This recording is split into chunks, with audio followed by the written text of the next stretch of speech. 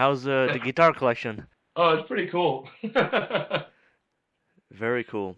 I could take you through it if you want. What are you playing now on stage? I play hold on. I actually play this one. Let me get this. Yeah, this is the one I play. It's a Music Man Axis, and it's got DiMarzio humbuckers in there, and Floyd Rose, and Ernie Ball Music Man. I play mostly these. So with that, what type of amplification you go when you go on live tours and stuff? Well, when we have gigs that we get to play with our own gear, I use Angle. I have an Angle half stack with one of the Steve Moore signature head, and I have a 412 bottom. That's when we get to use our own gear, which is when we do shows sort of near and around the New York area. Hmm. But when we play live, we're sort of at the mercy of rental companies, and that can be different, from gig to gig. And let's say with the guitar setup like for the effects and stuff, how big do you bring on stage when you go on tours? I got this right here. This is what I bring with me. This is the Magic Box. This is the TC Electronic Nova system. Okay. And this thing's awesome because what I can do with this is it's got, all the basic multi-effects in here, but it also has MIDI. And I use that in conjunction with the Voodoo Lab control switcher to switch channels. So if I hit, if I change presets on this will also change channels on whatever the rental amp is. So for example, if the rental company gives me a Mesa Boogie with 3 channels, I can make this go 1, 2, 3, change the channels and change my effects at the same time. So this makes the shows consistent from night to night. This is the one thing I can bring with me all the time because we do a lot of fly dates where we can't bring a lot of gear with us. You can bring a guitar and a few pedals and that's it. So it's usually just this. So that's your Blue Öyster Cult setup, Yeah, basically. and I've been using it at home also because I at home I had a whole rack system with the TC G-Force, and that was great. But this is just so much easier.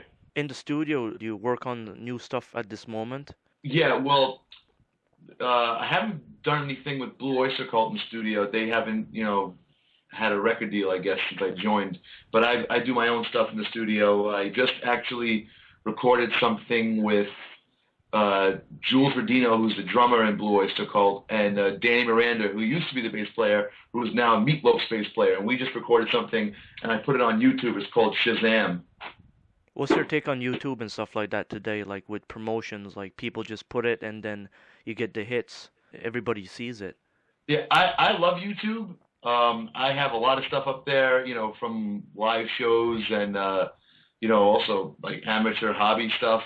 I put a video of me doing ABC by the Jackson Five, doing all the parts, and I like it. I think it's fun, and Rudy Sarzo, who plays bass with us, is also very heavily into video production, and he told me something that was very interesting. He said, nowadays musicians can't afford not to be video people. Also, like you need to have a video presence online because no one just wants to go online anymore, just listen to music.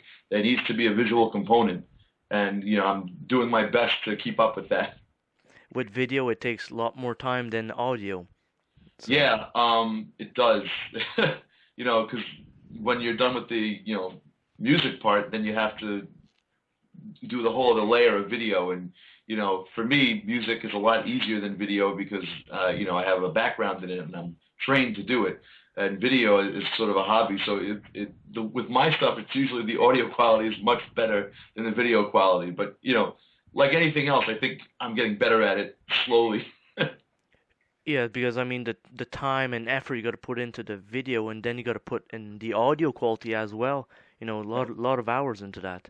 Yeah, yeah. I mean, Rudy introduced me to these guys from Sony. There's this software called Sony Vegas, and it's pretty much the same as like Pro Tools or working with something like that.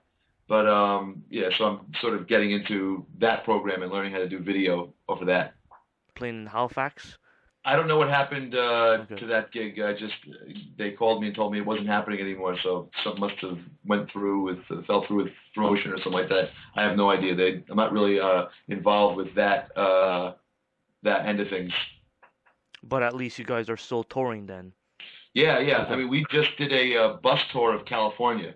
You know, we were on a bus for a few days and we played various areas in California. That was a lot of fun. But yeah, I think with the band, the saying is on tour forever because, you know, since I joined, um, I guess it's 7 years ago at this point, or 6 or 7 years ago, you know, we really haven't stopped playing. And with this, it's incredible there's no new songs released. Yeah, I mean, again, I wish I was involved on that end of things, but you know, that's the decision that the original members and the manager that's their department. You know, all I can do is just keep writing songs on my own and hope something happens with them and hope people like them. This year, are we gonna see a brand new album with you? Yeah, actually, you are. I have a metal band with a female singer, and it's gonna be amazing. It's called Morning Starlet, and I've been working on it nonstop. Even on the road, I work on my laptop, and I bring you know I do editing and stuff. But that's a five-piece heavy metal band, sort of like you know the epic power metal band. It's like Right. I guess picture like Dio and Lacuna Coil like sandwiched together. And I'm working on that, and yeah, that's going to be out soon, I think.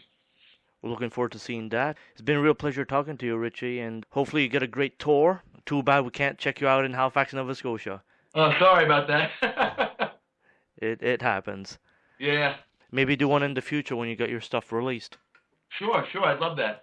All right, well, you have a great afternoon and talk to you later, okay? All right, nice talking.